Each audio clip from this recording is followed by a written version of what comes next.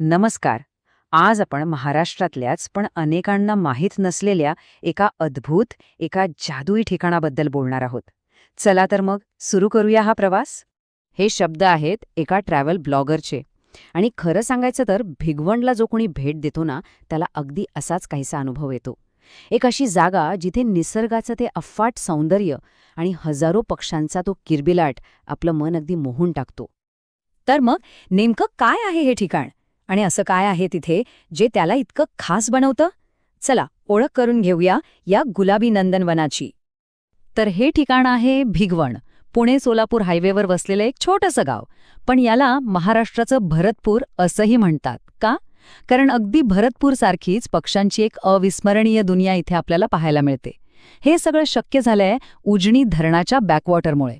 या पाण्यामुळे इथे एक मोठी पाणथळ जागा तयार झाली आहे, जी आज हजारो पक्ष्यांसाठी त्यांचं हक्काचं घर बनली आहे. दरवर्षी हिवाळा आला की इथे जणू काही जादूच होते. पेंटेड स्टॉक्स, स्पूनबिल, वेगवेगळ्या प्रकारची बदकं असे तब्बल 300 पेक्षा जास्त प्रकारचे पक्षी इथे हजेरी लावतात. पण या सगळ्यामध्ये एक असा पाहुणा आहे जो सगळ्यांचं लक्ष वेधून घेतो, जो या जागेची खरी ओळख आहे. हो, बरोबर ओळखलत. आपण बोलतोय फ्लेमिंगोबद्दल, म्हणजेच आपल्या लाडक्या रोहित पक्ष्यांबद्दल. अच्छा, एक इंटरेस्टिंग गोष्ट माहितीये का? फ्लेमिंगोंचा हा जो सुंदर गुलाबी रंग असतो ना, तो काही जन्मता नसतो. मग तो येतो कुठून? तर त्यांच्या खाण्यातून. ते जे शैवाल, कोळंबी आणि इतर सूक्ष्मजीव खातात, त्यात कॅरोटिनॉइड्स नावाचं एक रंगद्रव्य असतं आणि यामुळेच त्यांच्या पंखांना तो ओळखण्याजोगा गुलाबी रंग मिळतो. आहे की नाही निसर्गाची कमाल? बरं, हे फ्लेमिंगो आणि इतर पक्षी इथे येतात कुठून? त्यांचा हा प्रवास किती मोठा आणि किती अविश्वसनीय असतो, चला ते पाहूया. फ्लेमिंगो तर आहेतच, पण त्यांच्यासोबत आणखी एक लांब पल्ल्याचा प्रवासी इथे येतो, जो तितकाच खास आहे. याचं नाव आहे बार हेडेड गूज. हा पक्षीसुद्धा हजारो किलोमीटरचा प्रवास करून थेट येथे येतो आणि यावरूनच भिगवणचं आंतरराष्ट्रीय महत्त्व आपल्या लक्षात येतं. आता हा आकडा बघा, 5220 मीटर. आश्चर्य वाटलं ना? ही आहे त्या बार हेडेड गूसची उडण्याची उंची. म्हणजे विचार करा, इतक्या उंचीवरून ते प्रवास करतायत. आणि हे आम्ही नाही म्हणत. संशोधकांनी गगन नावाच्या एका बार हेडेड गूजला ट्रॅक केलं होतं. तेव्हा असं लक्षात आलं की हिमालय ओलांडताना त्याने तब्बल 5220 मीटरची उंची गाठली होती. म्हणजे विचार करा, जगातलं सर्वोच्च शिखर माउंट एव्हरेस्टच्या जवळून हा पक्षी उडतो.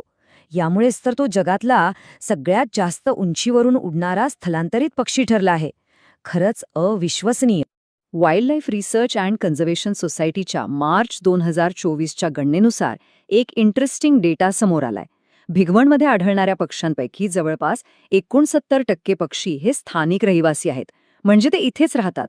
22% पक्षी हे परदेशातून आलेले स्थलांतरित पाहुणे आहेत आणि उरलेले 9% हे स्थानिक स्थलांतरित आहेत. म्हणजे यावरून एक गोष्ट स्पष्ट होते की भिगवण हे फक्त परदेशी पाहुण्यांसाठीच नाही, तर आपल्या स्थानिक पक्ष्यांसाठी सुद्धा एक खूप महत्त्वाचं आश्रयस्थान आहे. बरं, इतकं सगळं ऐकल्यावर तिथे जाण्याची इच्छा तर नक्कीच झाली असेल. तर मग तिथे गेल्यावर नेमका कसा अनुभव येतो ते आता पाहूया. भिगवणचा खरा आत्मा अनुभवायचा असेल तर त्यासाठी पहाटे लवकर उठावं लागतं. पहाटेच्या बोटीच्या सफारीला तर काही तोडच नाही. कल्पना करा, शांत निळ्याशार पाण्यावरून तुमची बोट हळूवारपणे पुढे सरकते. आजूबाजूला हजारो फ्लेमिंगो आणि इतर पक्ष्यांचा तो मंजूळ किलबिलाट आहे आणि समोरून उगवत्या सूर्याची सोनेरी किरणं त्या पाण्यावर पसरली आहेत. आहाहा, हा अनुभव खरंच शब्दात मांडता येण्यासारखा आहे. आता जर तिथे जाण्याचा प्लॅन करत असाल तर ही माहिती नक्कीच उपयोगी पडेल. तिथे जाण्यासाठी सर्वोत्तम वेळ म्हणजे डिसेंबर ते मार्च. पुण्यापासून साधारण 2-3 तासांचा रस्ता आहे. बोटिंग आणि राहण्याचा खर्चही खूप जास्त नाही, अगदी खिशाला परवडण्यासारखा आहे.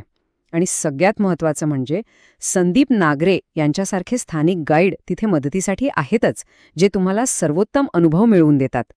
पण थांबा, निसर्गाचा हा आनंद घेताना एक जबाबदार पर्यटक म्हणून आपली काही कर्तव्यसुद्धा आहेत आणि त्याबद्दल बोलणं खूप गरजेचं आहे. एक गोष्ट लक्षात ठेवली पाहिजे की आपण त्यांच्या घरात, त्यांच्या अधिवासात पाहुणे म्हणून जातो. त्यामुळे काही नियम पाळणं हे आपलं कर्तव्य आहे. पहिलं म्हणजे पक्ष्यांपासून एक सुरक्षित अंतर ठेवा. दुसरं, उगाच आरडाओरडा न करता शांतता राखा. आणि तिसरं, तिथे कुठल्याही प्रकारची घाण किंवा कचरा करू नका.